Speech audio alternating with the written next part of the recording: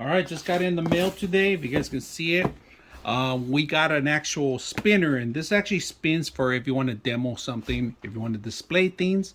This is perfect. We're gonna open it up and see what you get when you get something like this. So the box came a little smashed, so hopefully the content's still good. So let's open it up. We get the first layer, right? And I'm gonna show you a couple things. This is one, it's all made of plastic. This is gonna spin everything that you want. This is level 2. And then of course the original one, right? So let's go ahead and get this one out. Here it is. So we got it out.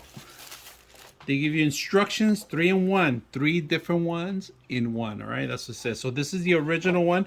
Now we're gonna use the larger plate. If you guys notice, there's a larger plate. This actually connects here, all right? And it just connects. There's no snapping or anything like that. We're gonna connect it here, and we're gonna model some shoes here, and we're just gonna spin them around, and we're gonna light it up too. But if you want to do something like that, like, all right, so you could charge it for many hours. Now, a very important thing to do to turn it off, you hold on the actual L and R and L, right?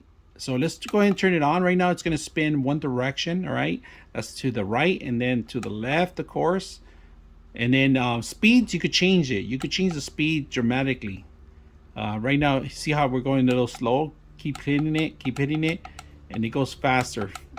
So we're also going to change it to the other one. See how fast you could change it? It's going to go rotating back and forward.